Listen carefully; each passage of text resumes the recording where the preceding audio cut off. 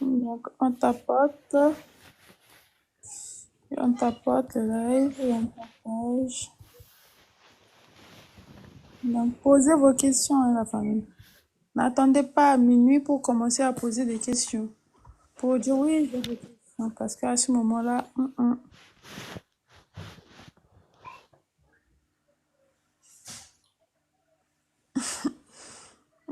on dit, quand on va en montagne, est-ce qu'on est plus facilement connecté en esprit?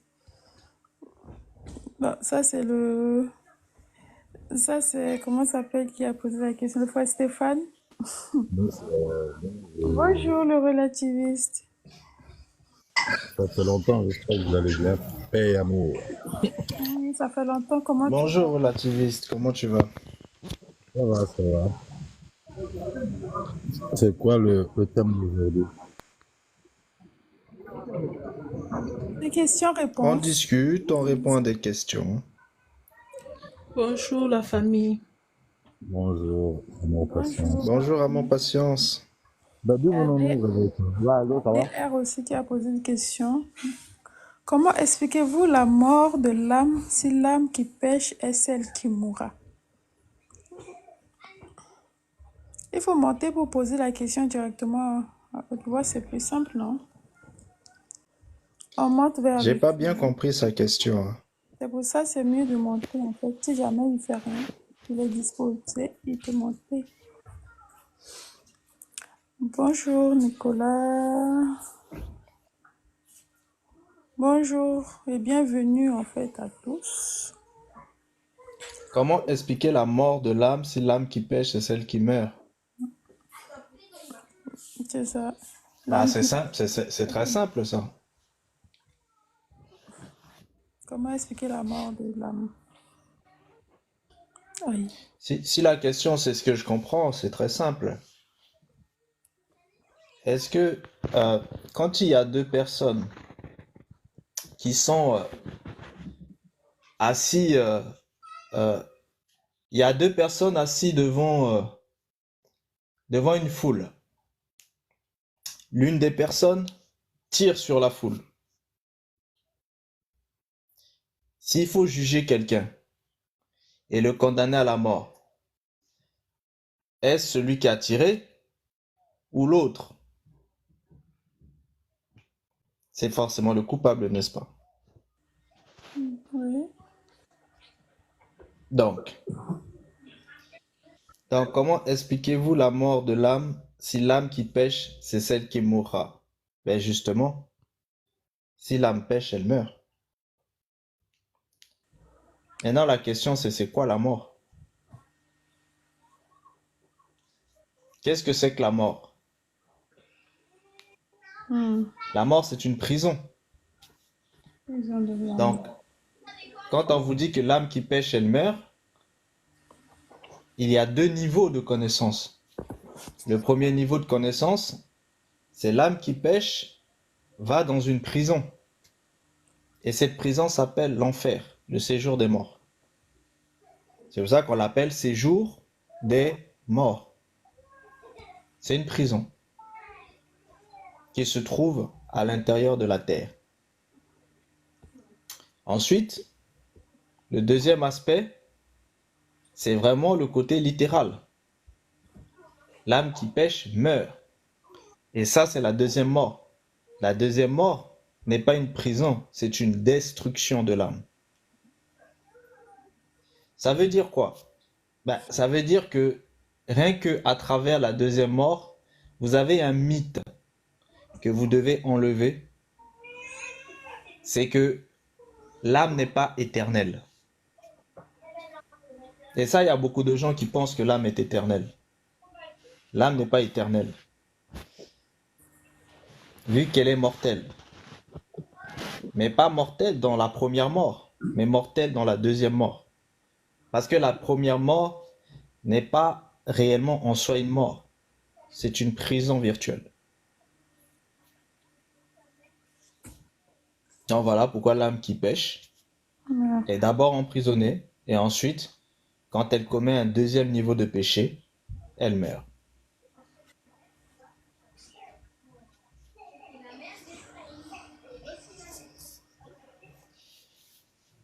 Donc voilà. Tout d'un coup, j'ai une question. Non, mais bon, je pense que ma question serait un peu plus profonde. Non, je poserai ça en privé.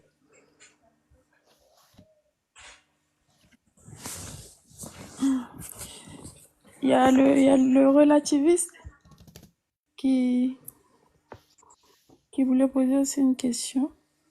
Oui, bonsoir. Mais en fait, déjà, la question de l'argent, la dernière fois, moi, j'ai pas suivi la réponse, hein. Bon, ça, c'est une question. Je sais pas comment ça s'est terminé, mais ouais, je m'étais arrêté là. Et puis maintenant, en fonction de ce qu'il vient de dire, bon, moi, j'ai envie de dire que toute âme pêche dans un absolu. Parce que quand il dit l'âme qui pêchera, pour moi, toute âme pêche dans un absolu, hein. Je peux me tromper, mais toute âme pêche. Et par exemple, dans le Coran, après, hein, on peut être d'accord ou pas, hein, mais dans le Coran, vous avez une sourate qui s'appelle Imran, la sourate de la famille. On te dit que toute âme, quelle qu'elle soit, doit nécessairement goûter à la mort. Bon, ça, c'est dans le Coran qu'on le dit. Donc, ça va un peu en phase avec ce qu'il disait par rapport au fait que l'âme meurt. Mais on parle aussi d'éternité, mais pas nécessairement dans le sens premier de l'âme qu'on entend, mais on parle d'éternité dans le sens d'un cycle plutôt. Mais moi, ma question, c'était, ouais, bon, l'argent, et puis, d'où on vient en fait? D'où on vient? D'où venons-nous, quoi? C'est qui pose la question? C'est moi? Oui, mais non, enfin, c'est bon. Quand j'ai dit quand tu dis d'où on vient là, je voulais dire en fait qui en toi pose la question là. Mais bon, c'est bon, c'est bon.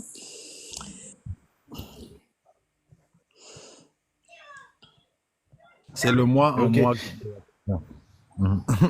Ah, le toi en toi. Bon, ça, on va en discuter après le toi en Non, mais toi. là, ça va pas, Ah, déjà sur le premier aspect que tu as dit, quand dans le Coran, en fait, il est écrit que toute âme goûtera à la mort, il s'agit de quelle mort? C'est de quelle mort dont parle le Coran? Bon, dans le Coran, ce qu'on te dit, on te dit, toute âme, quelle qu'elle soit, doit nécessairement goûter à la mort, qu'aucune créature ne soit donc trompée par les charmes de la vie terrestre. Le jour de la résurrection, on vous remettra la rétribution complète pour vos œuvres, sans que rien n'en manque. Quiconque Dieu éloigne du feu et le fait entrer au paradis, obtient le bien qu'il espérait et échappe au mal qu'il redoutait. La vie terrestre n'est qu'une jouissance éphémère et seul celui qui en est dupé s'y attache. Ok, donc ici, je comprendrai la première mort. Il s'agit de la première mort dont il est question. Vu qu'il est dit aussi, euh, il est question de résurrection. Donc, s'il est question de résurrection, il s'agit de la première mort. Si je comprends hein, le verset. Logiquement, ouais. Ok. Ben, une âme, une âme qui, effectivement en fait fait une transgression, comme toute transgression, ben, on va dans une prison quand on se fait attraper. Ça veut dire que ce que le Coran est en train de dire, c'est que le Coran sous-entend que toute transgression est forcément en fait attrapable. C'est-à-dire tout transgresseur se fait attraper. Si tout transgresseur se fait attraper et qu'il va en prison, effectivement, ça, on pourrait accepter en fait ce que le Coran dit. Si c'est dans ce cadre-là, hein. Maintenant, euh, il y a un aspect spécifique qui est dit un petit peu dans la Bible quand il est question de la création qui a été soumise à la vanité, c'est-à-dire en fait au péché. Donc, lorsque la création est soumise en fait au péché, ça veut dire qu'elle se retrouve en fait, euh, là ça pose une question. Déjà, lorsqu'on parle de soumission, est-ce que celui qui est soumis eh ben, fait forcément l'œuvre du péché ou celui qui est soumis résiste au péché? Lorsque vous êtes soumis à un oppresseur, est-ce que euh, vous vous retrouvez à pratiquer les œuvres de l'oppresseur ou alors vous résistez à l'oppresseur dans la soumission. Toi, comment toi tu verrais ça? Dirais-tu que tout soumis est automatiquement en train de pratiquer l'œuvre de l'oppresseur, ou alors il est possible d'être soumis et de résister à l'œuvre de l'oppresseur? Ben, bon, pour moi, il est possible d'être soumis. En fait, pour moi, il y a deux soumissions.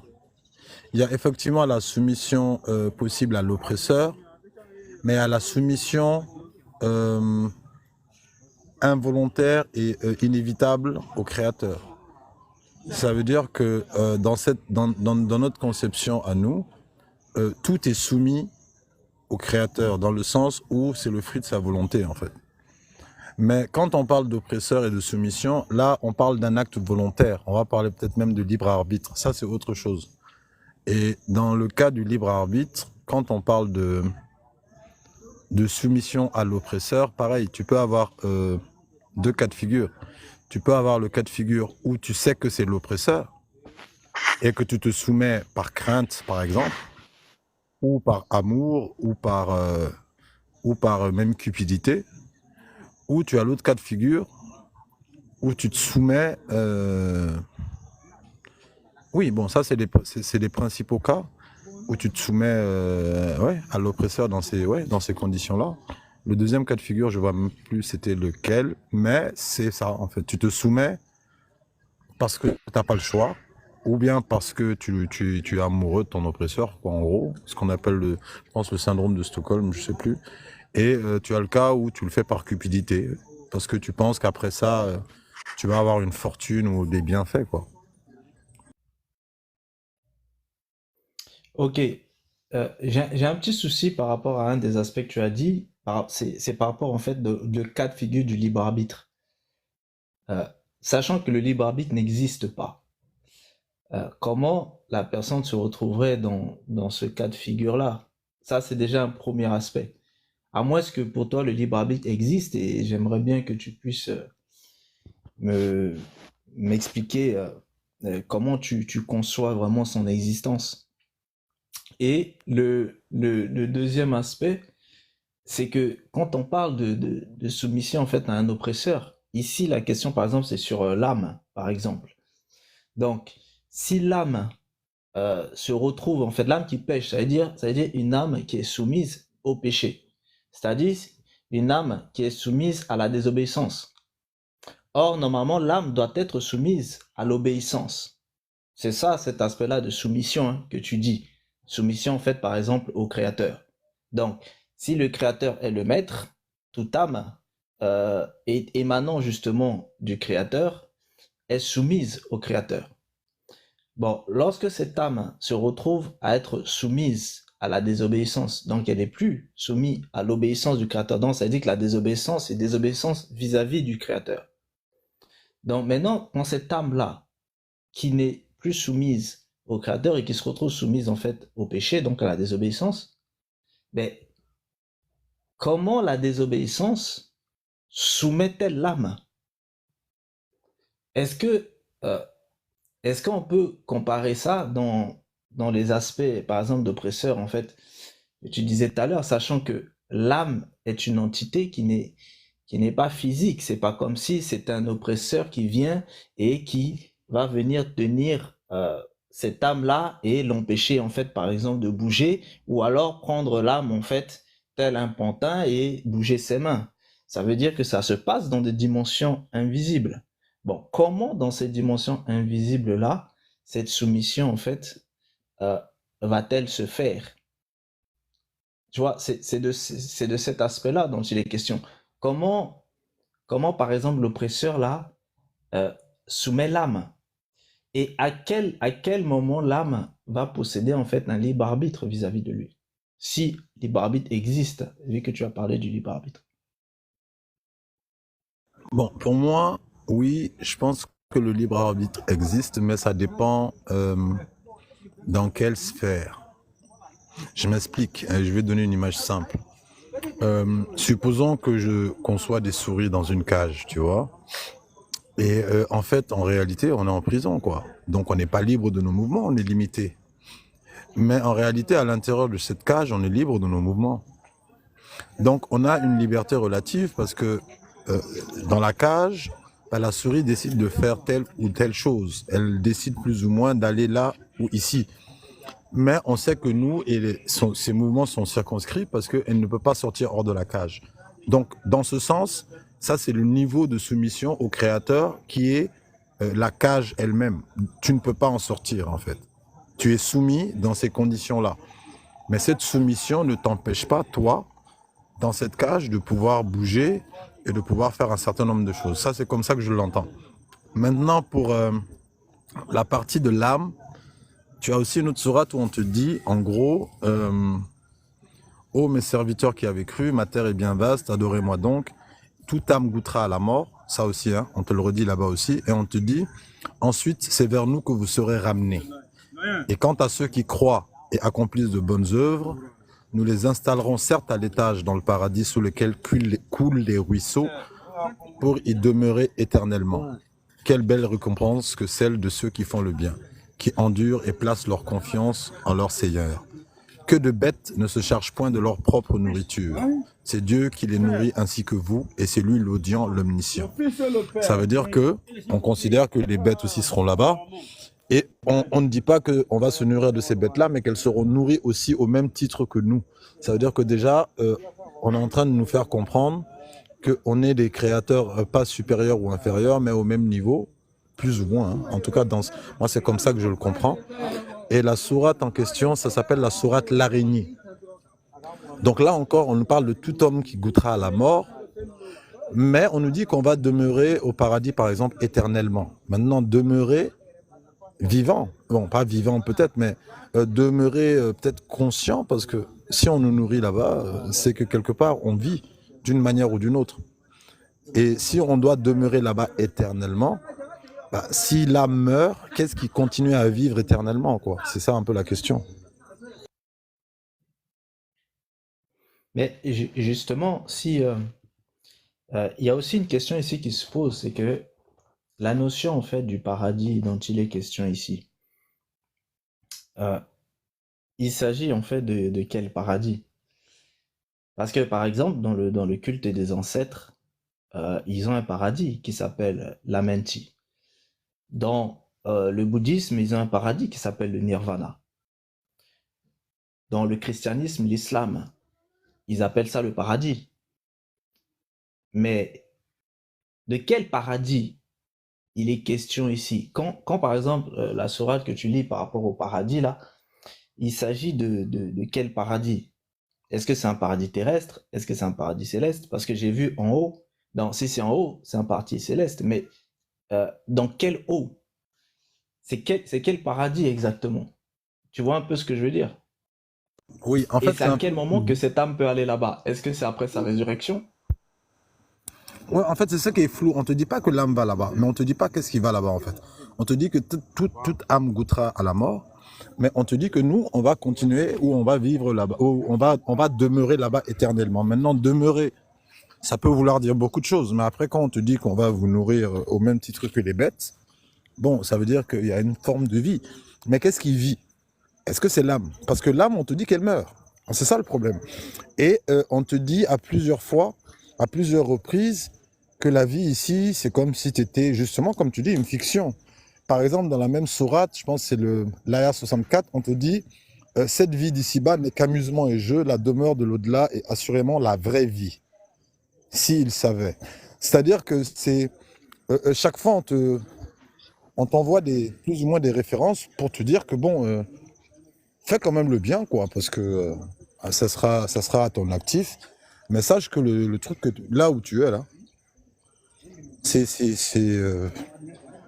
c'est un jeu, quoi. C'est éphémère, t'es là pour un petit moment, mais ta vraie vie, elle est ailleurs, quoi. Et Oui, mais justement, c'est un peu ça. cette notion de vraie vie qui est ailleurs là, le ailleurs là, c'est où? Est-ce que c'est différent du panthéon ancestral? Est-ce que c'est différent du nirvana? Bon, il donne des exemples. Juste après, peut-être que ça peut aider à comprendre. Par exemple, il dit, quand ils montent en bateau, ils invoquent Dieu lui vouant exclusivement leur culte, une fois qu'il les a sauvés des dangers de la mer en les ramenant sur la terre ferme, ben voilà qu'il lui donne des associés, en lui disant que c'est dû à des circonstances autres. Qu'il nie ce que nous leur avons donné est juste des biens de ce monde.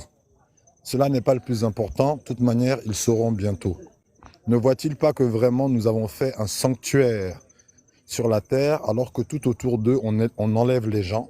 Croiront-ils donc au faux et nieront-ils les bienfaits de Dieu? Et quelle pire injustice que celui qui invente un mensonge ou qui dément la vérité quand elle lui parvient. N'est-ce pas dans l'enfer une demeure pour eux? Ça veut dire qu'on te parle aussi d'enfer, on te parle aussi de paradis, et on te parle en tout cas d'une seconde vie après cette vie, mais c'est pas clair, quoi. C'est-à-dire, en gros, tu meurs, et après, tu vas être dans un autre cas où tu vas encore mourir, mais c'est pas une mort totale, parce que après, tu vas être ou du bon côté des choses, ou du mauvais côté des choses. Et du mauvais côté des choses, tu as des parties où on te fait comprendre que c'est comme une salle d'attente ou un purgatoire, où en gros, ben, on va te purifier avant que tu ailles du bon côté, parce que bon, la finalité, c'est le bon côté, quoi. C'est un peu ça l'idée générale.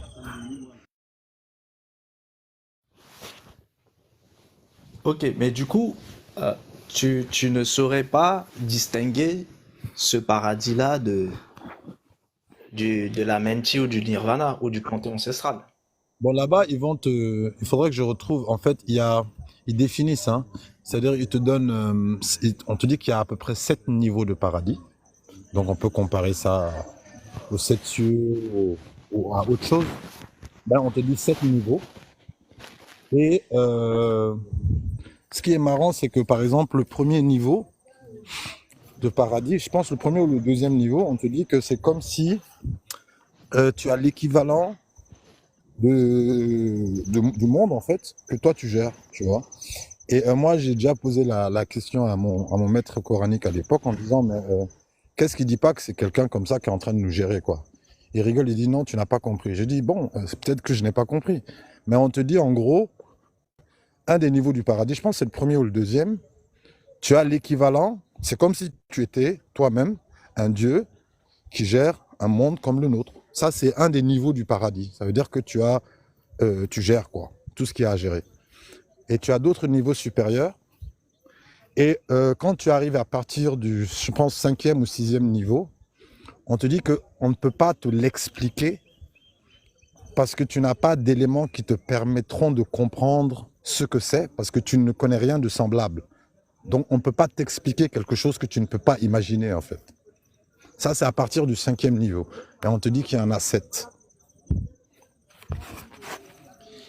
Et ça, ça, ce sont des choses similaires qui sont expliquées dans le livre d'Enoch, les sept Ah, cieux. peut-être. Oui, les 7. Ah, peut-être, oui. Ouais, vu comme ça, oui.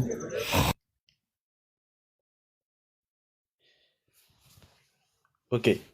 Parce que moi, de ce que je sais, c'est que le paradis céleste tel que on retrouve dans le christianisme, dans l'islam, c'est la même chose que le nirvana et c'est la même chose que le panthéon ancestral et c'est aussi la même chose que la menti. Et ça, c'est pas le paradis du créateur en tout cas. Donc c'est pour ça que tu vois, c'est pour ça que je te questionne.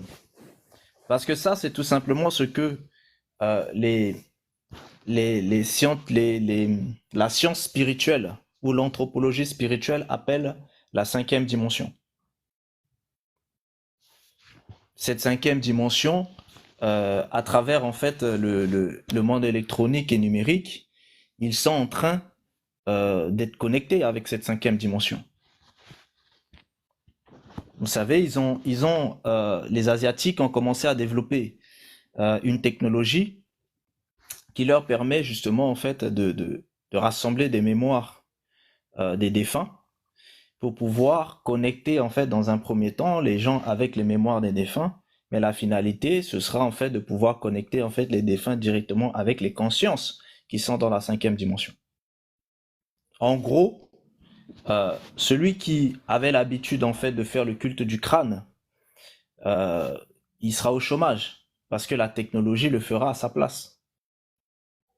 Donc c'est la connexion de la troisième dimension avec la cinquième dimension. Donc la science quantique est déjà en train de fignoler ces choses-là. Et En tout cas, on sait où c'est, hein, là. Oui, en oui, tout tu cas, dis? on te dit pas ça, c'est plus dans ce qui a été rapporté par certains savants, mais dans le Coran lui-même, il faudrait que je regarde bien et que je vois si je trouve les différents niveaux éventuellement de paradis. Mais tu as par exemple Bukhari, qui a écrit aussi, hein, on peut être d'accord avec certains de ses écrits ou pas, et pas d'autres, qui te dit qu'il y a, lui il te dit qu'il y a en gros il y a 100 niveaux, lui il va encore plus loin, et il te dit Ça, c'est un que, hadith, non? C'est un hadith, Bukhari. oui, lui c'est un hadith, il dit que le paradis comporte 100 niveaux, et que l'espace qui sépare chaque niveau est l'équivalent de celui qui sépare le ciel de la terre. Bon, ça c'est lui. Ça c'est ce que lui il dit aussi. Bon, mais il faudrait que je vois si je trouve exactement ce qui est dit par rapport au niveau du paradis dans le Coran, quoi. Moi, de ce que moi je sais, c'est que il y a 3 cieux. Il y a 3 cieux distincts. Les grandes parties. Donc, il y a le premier ciel, celle que nous voyons là où il y a les nuages, et en allant au niveau de l'atmosphère. Ça, c'est le premier ciel. Il y a le deuxième ciel, qu'on appelle en fait l'univers, là où il y a les astres, là où il y a le soleil, la lune et les autres astres. Et il y a le troisième ciel, qui est le trône du Créateur. Donc, moi, je sais qu'il y a ces 3 ciels-là. Maintenant, je sais que la première création est façonnée des eaux, c'est-à-dire un mélange d'eau et de terre, qui sont en fait justement vers le bas, et on a ce ciel-là qui est subdivisé en 3. Et nous avons aussi d'autres eaux qui se trouvent en fait au-dessus.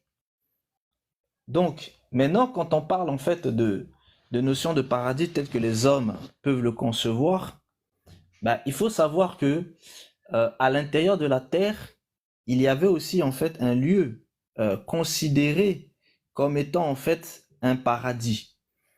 Et ce lieu-là, dans les pratiques mondaines, il est parfois appelé les Champs-Élysées, c'est-à-dire de base. Désormais, la notion de Champs-Élysées est parfois assimilée à la notion en fait de l'Amenti, c'est-à-dire de la 5e dimension. Mais à la base, cette notion de Champs-Élysées était à l'intraterre, c'est-à-dire à l'intérieur de la terre. Donc, il y avait un espace à l'intérieur de l'enfer, il y avait un espace où il y a forcément en fait de la souffrance et autres, et il y avait un espace, la souffrance là où les gens appellent ça le monde minéral, et il y avait aussi à l'intérieur de ce monde minéral un autre espace qui était plus joyeuse. Et certains appelaient ça en fait Saint d'Abraham, d'autres l'ont appelé en fait les Champs-Élysées, etc., etc. L'autre l'ont appelé en fait la Tartarie sous terre, c'est-à-dire l'Agartha. D'autres l'ont appelé l'Agartha sous terre. Donc, vous voyez, il y a différentes notions de conceptualiser ça. Mais lorsqu'on arrive dans les sphères maintenant en fait de conscience et dans des sphères de transmutation de conscience à partir du vivant, les âmes se retrouvent maintenant à être dans cette 5e dimension-là. Ça veut dire quoi? Ça veut dire que notre monde dans lequel nous nous trouvons, c'est la 3e dimension. Mais cette 3e dimension, elle est à cheval avec la 4e dimension. Parce que la 3e dimension, nous la vivons entre ici et jusqu'en montant, on la vit cette 3e dimension. Arrivé même en fait au niveau des nuages, etc., on la vit cette 3e dimension. Mais en parallèle en fait de cette 3e dimension, il y a aussi cette 4e dimension. Et cette 4e dimension, elle est là où nous sommes aussi. C'est-à-dire, là où nous sommes, il y a en fait une dimension parallèle, qui est cette quatrième dimension, dans laquelle vivent en fait des êtres de dimension onirique. C'est-à-dire, euh, c'est un petit peu ce que vous connaissez quand on vous parle des Lémuriens. Les Lémuriens, c'était des êtres moléculaires. C'était des êtres de la quatrième dimension. Est-ce que vous voyez un peu? Ouais. Parce que, et Mais là, là, mais j'ai trouvé un élément quand oui, tu finis. En fait, là, par exemple, on te dit, euh, nul être donc ne peut vraiment savoir ce que je leur occulte comme félicité. Et on va plus loin. Ils disent, ça c'est le Coran, c'est inversé. Hein. Et ils disent, nul n'entrera au paradis s'il n'est de religion juive ou chrétienne ou autre, car tels sont leurs désirs. Répondez-les, apportez donc votre preuve si vous êtes dans le vrai. Bien au contraire, qui remet entièrement son être à Dieu tout en étant bienfaisant aura sa récompense auprès de son Seigneur et nulle crainte pour eux, ils ne seront point affligés. En vérité, ceux qui croient en Dieu et au jour dernier et œuvrent en bien, ceux-là auront leur récompense auprès de leur Seigneur et nulle crainte pour eux, ils ne sont point affligés.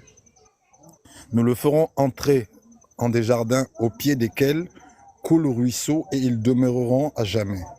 Telle est la promesse vraie de Dieu et qui est plus véridique que Dieu en ce propos. Il n'en est point selon vos désirs, ni selon les désirs des gens du livre, mais qui commettra un mal en sera payé. Et il ne trouvera contre Dieu ni allié ni secoureur. Mais qui aura œuvré en bien, homme ou femme, en tant que croyant, ce sont ceux-là qui entreront au paradis et ne seront pas lésés d'un iota. Voilà ce qui est dit à peu près. Mais on t'explique pas. Et le paradis, chaque fois qu'on en parle, on en parle sous forme allégorique, comme si oui, on c'est parlait d'un philosophique. paradis, voilà, comme si on parlait d'un paradis spirituel, quoi. Mais on te dit pas exactement, parce qu'il y a l'interprétation des savants, mais dans le Coran même, on te dit pas exactement, il y a tel, tel, tel. Et quand on comprend bien ce qu'on te dit, c'est une manière de te dire, bah, que tu sois chrétien, musulman, juif ou pas rien du tout. C'est pas parce que tu es dans ces religions que tu rentreras éventuellement au paradis, hein. Et deux, tant que tu œuvres en bien, quel que soit quelle que soit en réalité ta foi, dès que tu sais qu'il y a un créateur et que toi tu fais les choses dans le bon sens et que tu œuvres en bien, ben, tu seras récompensé en fonction de cela. Si tu œuvres en mal, tu seras récompensé en fonction de cela. Une sorte de karma, quoi. C'est pour ça que je dis, en réalité, c'est pas différent de la psychostasie, de la pesée de la plume de Mahat pour pouvoir accéder en fait à la menti. C'est pas différent en fait de celui qui va atteindre en fait les sphères de l'éveil et qui pourra en fait atteindre le nirvana. Tu vois un peu? C'est-à-dire celui qui a fini les cycles du samsara et qui justement en fait boucle en fait ces cycles des réincarnations et qui peut rentrer en fait dans le nirvana.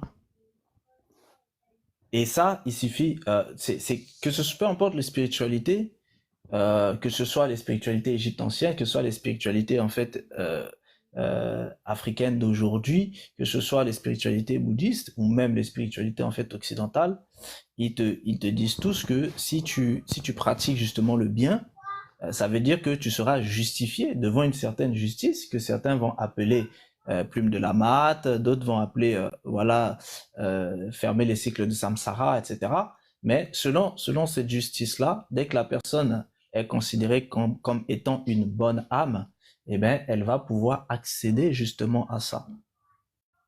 Donc au final, ce paradis qui est expliqué, ben c'est pas différent du nirvana, c'est pas différent du sams, de la menti, c'est pas différent des panthéons ancestrales.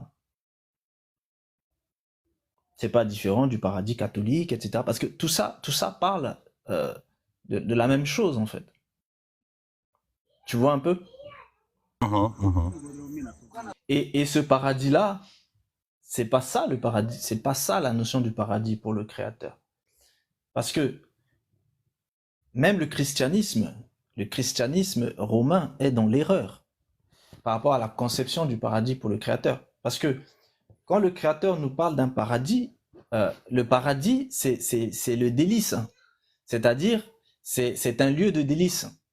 Ce lieu de délice, on retrouve son nom par rapport à l'Éden, qui est le lieu de délice. Bon, cet Éden qui est lieu de délice, c'est un paradis terrestre.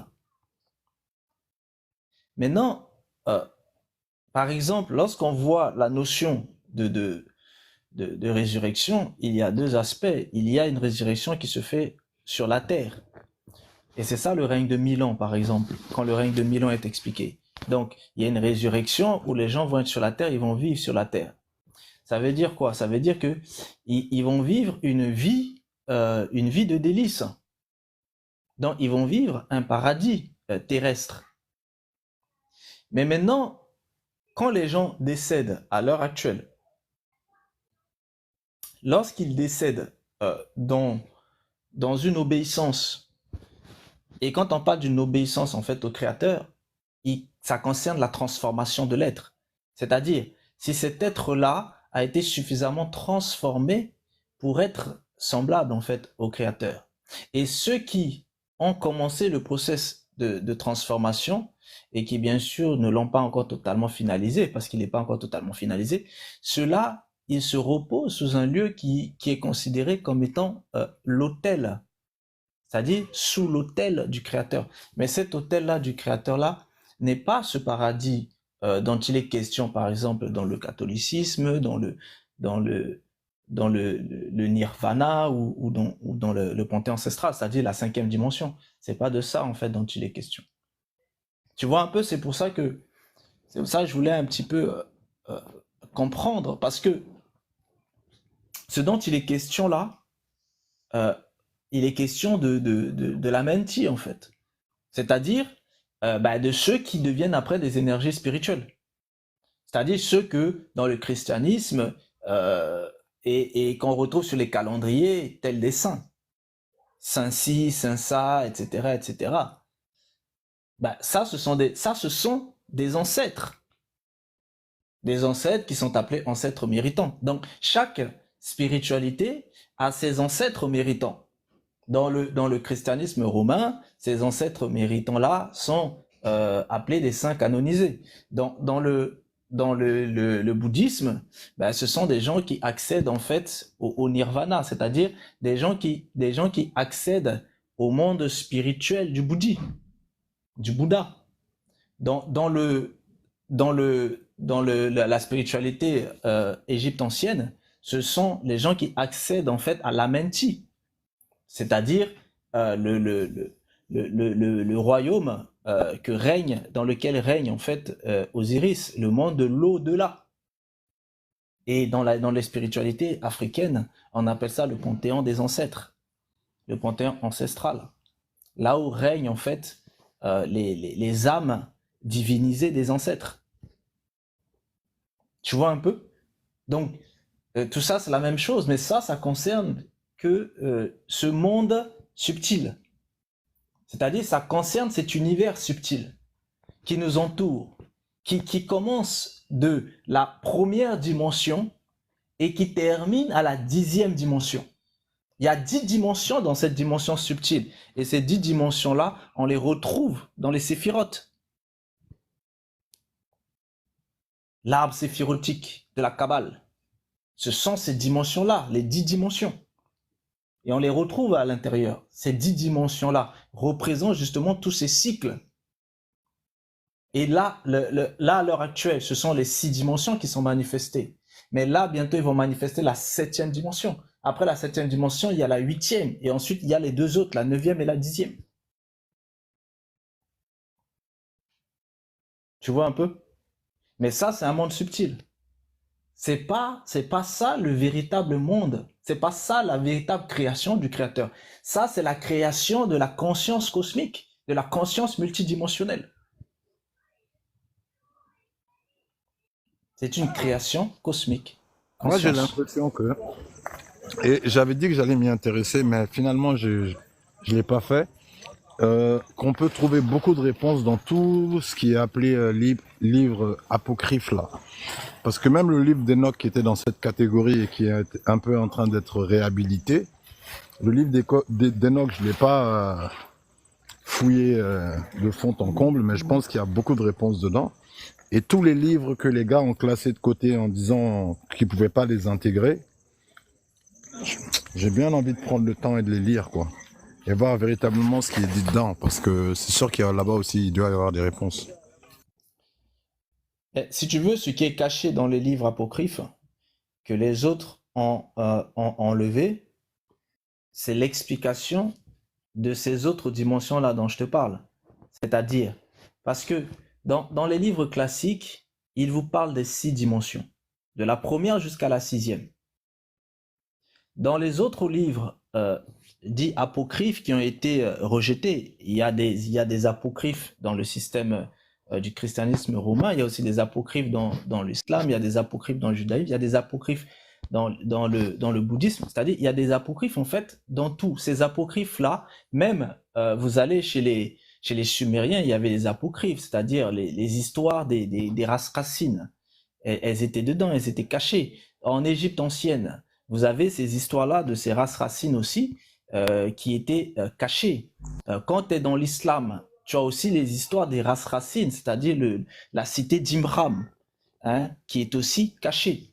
Donc, toutes ces choses-là sont explicites dans des livres apocryphes. Mais cette explicité, c'est quoi? C'est tout simplement les autres dimensions qui ont été cachées. De la 7e jusqu'à la 10e. Ces 3 autres dimensions-là qui ont été cachées, qui sont expliquées en fait dedans.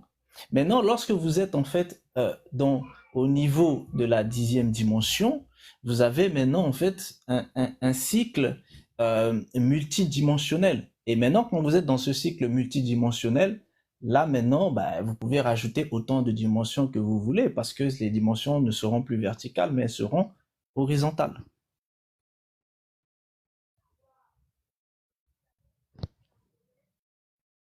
Parfait. Je passe la main aussi aux autres, s'ils veulent poser des questions. Il y a Blacklight et Serge et Amour Passion. Oui, bonjour Blacklight, bonjour Serge. Je sais pas qui, c'est Blacklight qui est là avant Serge. C'est Blacklight, oui, c'est Blacklight, oui. Bonsoir, bonsoir. Bonjour, monsieur. J'ai pas de questions pour le moment, hein. D'accord. Donc je peux laisser la parole. D'accord, peut-être Serge alors. Non, mais peut-être qu'ils voulaient s'exprimer. Oui, Peut-être qu'ils veulent s'exprimer. Blacklight, tu veux t'exprimer sur quelque chose? D'accord, j'attends J'ai qu'il des questions, finisse. mais pas maintenant parce que je suis en fait à table, donc je vous suis. D'accord, ok. on va laisser Serge alors. Bonsoir. Bon, je viens d'arriver et bon, il y avait un sujet, mais il n'y a pas de sujet, je sais pas, parce qu'à l'époque, quand c'était venu, j'avais entendu le frère Réveil parler de la mort de l'âme, mais bon, j'avais pas bien pris le sujet, quoi. Donc, je préfère écouter encore, et puis quand je vais bien comprendre, je vais poser des questions. Voilà. Ah, ok. Non, Il s'agissait de... C'était une question de relativisme par rapport à l'âme. C'était une question de relativiste, en fait, par rapport à l'âme, et on était en train de discuter par rapport à ça, par rapport à la mort. Mort de Et l'âme. on était en train de discuter... Voilà, parce que la question, c'était quelqu'un dans le panel, hein, dans les commentaires, qui posait la question par rapport à l'âme qui meurt. Donc, comment l'âme qui pêche peut-elle mourir? Voilà, c'était ça sa question. Et donc, du coup, je lui demandais de quelle mort il parlait, parce qu'il y a 2 types de morts distinctes. Et le premier type de mort n'est pas réellement une mort, vu que c'est tout simplement une prison virtuelle. D'accord, je vais écouter encore et puis après je poserai la question, il n'y a pas de souci. Ok, très bien. Est-ce qu'il y avait d'autres questionnements par rapport à ça ou d'autres voulaient s'exprimer? Mais moi, je n'ai pas de questions par rapport à, peut-être avec le temps, en écoutant aussi, mais j'avais, enfin, si je peux dire ça comme ça, Une préoccupation, ce n'est vraiment pas une préoccupation, mais une question que je me pose depuis fort longtemps. Et ça n'a rien à voir avec là, mais je ne sais pas si je peux poser la question. Ou Oui, alors oui, je laisse aujourd'hui, on aller, discute de tout, répondre à hein. toi-même. Ah, ok. Bon, aujourd'hui, on Par discute de rapport tout, à, donc voilà. par rapport à Monsieur Lumumba, quel était comment dire, son lien profond avec la Russie? Ça a été toujours une question que je me suis posée en fait. Quel était son lien Et profond là, avec la Russie? là, c'est ce qu'on appelle un virage à 360 degrés, hein. C'est Ça, pour ça c'est que sûr. j'ai dit. C'est sûr. C'est pour cela, c'est pour cela que j'ai dit, ma question n'a rien à voir avec âme et autres. C'est pourquoi j'ai demandé, est-ce que je peux poser ma question? Tu as dit oui. Parce qu'il y a plusieurs aspects dans ce que tu poses comme question. Est-ce Ok. qu'il s'agit des relations spirituelles? Est-ce qu'il s'agit des relations Spirituel. politiques? Est-ce qu'il s'agit des Non, relations économiques? non, spirituel. Spirituel. La relation spirituelle Oui. entre Lumumba et la Russie. Oui. Déjà spirituellement, il faut savoir que signifie Lumumba. Lumumba règne sur quelle spiritualité? Donc déjà, ça commence par là. Parce que le problème en fait qu'il y a en Afrique, et notamment Afrique subsaharienne, que l'on appelle communément en fait l'Afrique centrale, et que moi je préfère appeler le royaume de Couche. Le problème qu'on a dans ce royaume de Couche, c'est quelle est la spiritualité de ce royaume? Ça, c'est le problème principal. Parce que ce royaume a une spiritualité. Mais cette spiritualité a disparu. Non pas qu'elle ait disparu en soi, mais elle a subi des syncrétismes et elle s'est découpée en différentes branches. Et Lumumba, là où en fait il résidait, il y avait une branche justement de cette spiritualité qui est là. Mais est-ce qu'on peut parler uniquement de cette branche ou on peut parler de la globalité générale? Parce que si vous voulez, le problème qui est en train de se passer, la question que tu es en train de te poser, c'est exactement le même problème qui est en train de se passer là à l'heure actuelle. C'est-à-dire, c'est le conflit entre le royaume de Couche et le royaume de Mélinde. Bon, maintenant, le problème, c'est quoi? C'est que la plupart des gens ne connaissent pas réellement ces deux royaumes. Royaume de Couche et royaume Mélinde. Parce que justement, ces superpuissances-là, là à l'heure actuelle, les Occidentaux luttent justement pour reconstruire le royaume Mélinde. Et le Rwanda est utilisé en fait pour justement ramener, c'est-à-dire pour déclencher le conflit, afin que le Kenya aussi puisse entrer en fait dans les sphères pour la reconstruction en fait du royaume Mélinde. Et les Russes, eux, ils sont plutôt en train de booster pour la reconstruction en fait du royaume de Couche. Donc le problème principal se situe là. Donc il faut déjà que les gens comprennent à ce niveau. Sans ça, on ne peut pas comprendre le problème spirituel qu'il y a là-bas.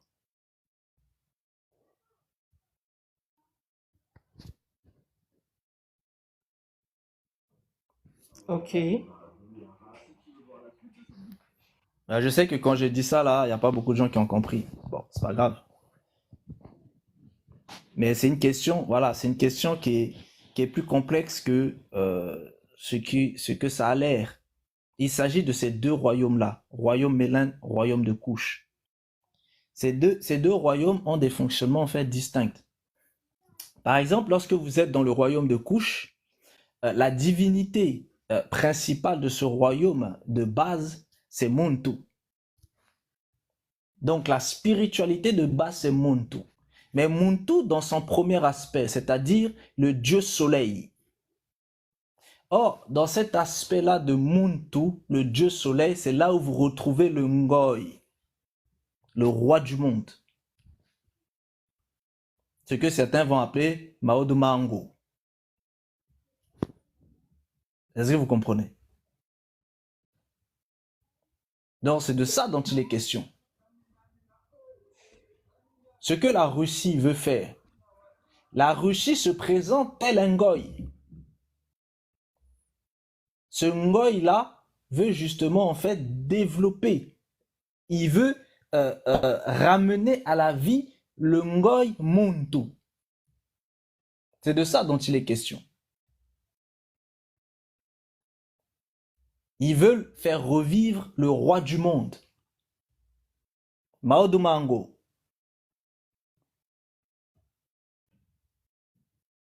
C'est de ça dont il est question. Et les Occidentaux s'y opposent. Parce qu'ils veulent maintenir justement cette région sous contrôle. Et la seule façon de maintenir cette région sous contrôle, c'est de maintenir le royaume de Kush sous contrôle. La seule façon de maintenir le royaume de Kush sous contrôle, c'est de maintenir justement cette spiritualité sous contrôle. Et leur base de maintien de cette spiritualité, c'est le Gabon. C'est à travers le Gabon que l'Occident gère tout en termes de spiritualité. C'est de ce combat dont il est question. Par contre, le Ngoy ne sort pas ainsi. Est-ce que vous comprenez? Donc, c'est le problème du Ngoy. Le problème, c'est quoi? C'est qu'en Afrique centrale, il y a deux types de Ngoy. En Afrique centrale, c'est-à-dire dans le royaume de Kush, il y a deux types de Ngoy. Il y a le Ngoy du bien et il y a le Ngoy du mal. C'est le combat des deux soleils. Le soleil du bien et le soleil du mal. Dans la guerre du bien contre le mal, c'est en Afrique centrale. C'est la levée du Ngoy, c'est ça le problème. Maintenant, pourquoi les Occidentaux ne veulent pas? Parce que dès que le Ngoy se lève, il domine le monde. Parce que c'est le dieu soleil. Le Mao Mango, qui avait sa racine, il y a des bases de sa racine en fait dans les sphères assyriennes. Et dans les sphères assyriennes, vous allez retrouver une partie de tout ce qui concerne en fait la Chine et une partie de tout ce qui concerne la Russie. Mais sa base, c'est le royaume de Kush. Les Égyptiens anciens ont détourné la puissance de Muntu pour l'assimiler à Ra. Est-ce que vous comprenez? Parce qu'à la base, c'était Osiris. Osiris, c'est-à-dire la divinité de l'agriculture, de la tradition et de la religion. À la base, c'est Osiris. Mais l'Égypte ancienne va récupérer justement en fait cet aspect solaire des Muntu. C'est-à-dire concrètement des Bantous, peuple de Muntu. C'est pour ça que les reines Candace, quand elles ont pu combattre en fait les Romains, elles ont combattu les Romains quand elles sont revenues en fait à cette assimilation-là en fait de Muntu et d'Amon. Et c'est cette assimilation de Muntu et d'Amon que vous retrouvez dans Imana. C'est l'assimilation de Muntu et de Amon, Imana. Et c'est ainsi qu'elles ont pu avoir cette puissance pour arrêter les Romains. Parce que Rome représente une autre puissance, César. Une entité spécifique. Il n'y a que Muntu qui a pu arrêter César. Tous les autres sont tombés devant César. Donc tu vois, concrètement, c'est ça le problème qui se passe. Parce que l'empire de César n'a pas disparu. Vu que l'Allemagne, c'est le Saint-Empire germanique. C'est le Saint-Empire romain germanique. C'est ça l'Allemagne. Et dans ce bloc-là, tu mets aussi en fait la France. L'Angleterre, c'est spécifique. J'en parlerai quand le moment viendra. L'Angleterre, c'est spécifique. Mais cette France-là, c'est justement en fait syncrétisé à cet aspect de César, mais aussi avec cet aspect en fait de lumière, c'est-à-dire ce que vous retrouvez en fait chez les Illuminati, c'est-à-dire les illuminés, les lumières. Paris, la ville de lumière, l'Élysée. Donc il y a eu ce syncrétisme-là. Ce syncrétisme-là combat contre justement en fait la puissance, le retour de la puissance de Montou.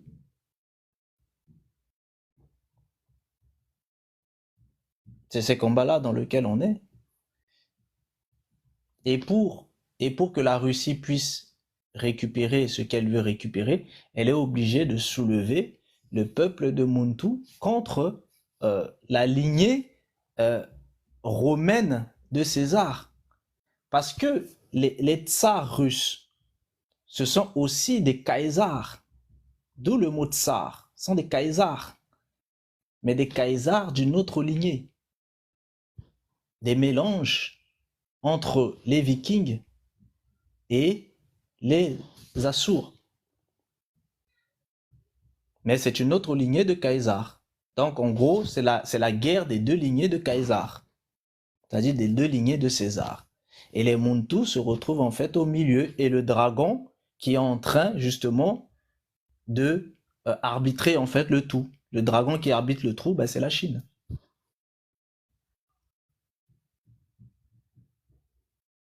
Les États-Unis, c'est qui? Les États-Unis, c'est tout simplement des vassaux du Royaume-Uni. Ne voyez pas les États-Unis comme une puissance en soi. La puissance, c'est le Royaume-Uni. Les États-Unis sont des vassaux.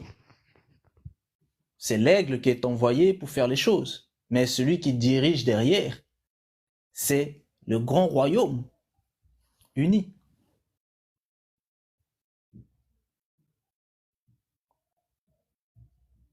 Donc tu vois, ta question, elle est profonde et elle emmène trop de notions et voilà, ça sert à rien de rentrer dans trop de détails. Ok, j'ai compris un peu. Merci. Connais-toi toi-même, bonjour. Tu veux t'exprimer? Bonsoir, mes frères et sœurs. Alors, je sais pas si je suis bien dans un bon live, en fait, parce que je suis chrétien. Alors, je sais pas si ce live a pour objectif, en fait, de parler de la Bible et de Jésus. Je sais pas. C'est pour ça que je pensais que Lot, j'ai lu que Lot avait marqué en dessous droit à la parole Christ. Bon, je pensais que c'était un live chrétien, c'est pour ça. Alors je sais pas si vraiment parmi nous il y a des chrétiens ou. Bon, on va faire simple. Ici, on parle de tout. Ici, c'est pas question de chrétien ou de ne pas être chrétien. Si tu veux parler de Jésus, tu parles de Jésus. Si tu veux parler des non-croyants, tu parles des non-croyants. C'est droit à la parole. Ça veut dire que tout le monde a droit à la parole. Que ça soit un Christ ou pas Christ, la personne a droit à la parole. Mais par contre, tout le monde n'a pas droit à la réponse. Voilà. D'accord. Si tu as un sujet, si tu as des questions sur la parole, tu peux poser tes questions sans J'avais problème. tout simplement justement une question pour, je sais pas comment on pourrait y répondre, une question qui pourrait faire un thème. Cette question-là, c'est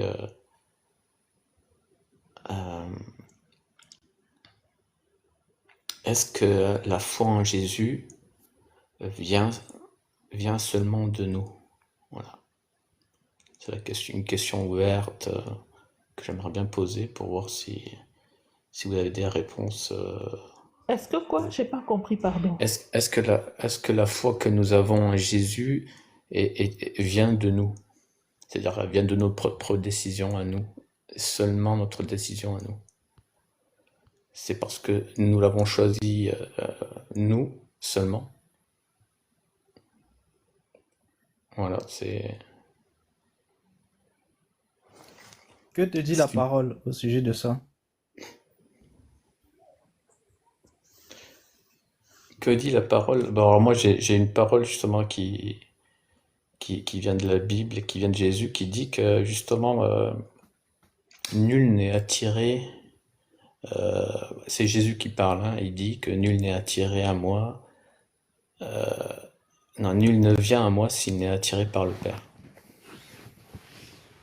Et c'est justement, c'est quelque chose qui est intéressant à voir, c'est que souvent, nous pouvons imaginer que justement nous avons la foi en Jésus, c'est parce que cela vient seulement de nous. Alors que là, Jésus, justement, en disant ça, euh, nous donne en fait la vision comme quoi en fait cela ne vient pas seulement de nous, mais c'est d'abord parce que le Père nous a attirés à lui. Et puis d'autres questions viennent ensuite, donc pourquoi elle nous a attirés nous et pas d'autres personnes en Jésus, voilà. Pour moi c'est une question qui peut être intéressante à approfondir. Si vous me permettez, j'aimerais donner mon point de vue par rapport à ce qui vient de dire, si possible, bien sûr. Oui, on t'écoute, Serge. D'accord, ok. Bon, moi, avant de commencer à parler, j'aimerais dire que je suis miariste. Et le miarisme, c'est un peu l'Égypte, le chemin égyptien, en fait, tel que ça se présente. Et dans le chemin égyptien, le Christ s'appelle Horus, on est d'accord? Alors, donc, le Christ, c'est celui par qui on doit passer obligatoirement si on veut aller au Père. Le Père étant relatif ici. Donc, personne ne peut choisir son Père. En d'autres termes, du point de vue de l'esprit, mon être a son Père et son Père est son Dieu. Donc, si je veux partir à mon Père, ok, je dois passer par la vérité qui va m'amener à mon Père. Ça n'a rien à voir avec... c'est pas un Dieu. Non, non, c'est pas comme ça fonctionne. Dans l'Égypte, ça ne fonctionne pas comme ça. Et la vérité, c'est en réalité l'animal, ok, qui est... Quand on présente par exemple un Christ en Égypte, on place toujours un animal en face de lui, devant lui. Et c'est cet animal-là qui juge selon la vérité, en fonction de la compétence du Père de l'être, en fait. Et cet animal-là, il est dans le thymus. Et je crois que l'animal de Jésus, c'est ce qu'on appelle l'agneau, en fait. Et si vous partez en Égypte, vous verrez qu'il y a des gens de la même espèce que le roi Jésus qui ont un bélier en face d'eux. Donc il y a plusieurs Christ en Égypte. Donc pour partir vers le Père, l'âme, son siège c'est le cœur, son corps physique c'est le sang.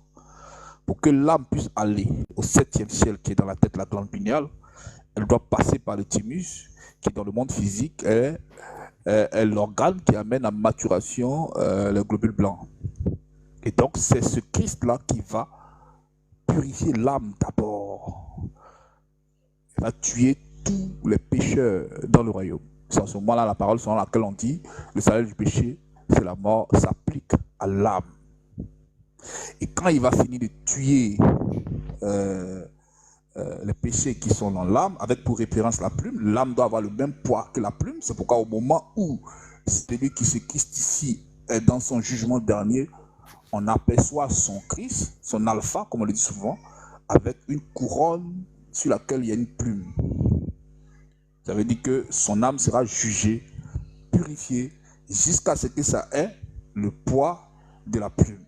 C'est seulement comme ça que l'âme va traverser pour aller vers le Père. Ici, le Père est dans la glande pinéale, c'est le vieillard des siècles avec une canne. Donc pour nous, Jésus a fait un chemin par rapport à lui-même. Et l'agneau, ok, descend pour juger l'âme. Parce que l'enjeu, ce n'est pas le corps physique, c'est l'âme. Et c'est l'âme qui est obligée de passer par son Christ, par sa vérité, pour aller à son Père. Voilà. L'homme ne peut pas choisir son sauveur, il ne peut pas choisir son Père. L'homme doit aller vers son Père. Et son Père envoie la vérité de sa famille. Nous tous, on n'est pas des agneaux. Il y a des gens qui viennent lions. Il y a des gens qui viennent, comment on appelle ça, aigle. Il y a des gens qui viennent, chacun a son expression en fait. Donc c'est mon point de vue par rapport à ce que tu viens de dire. Merci.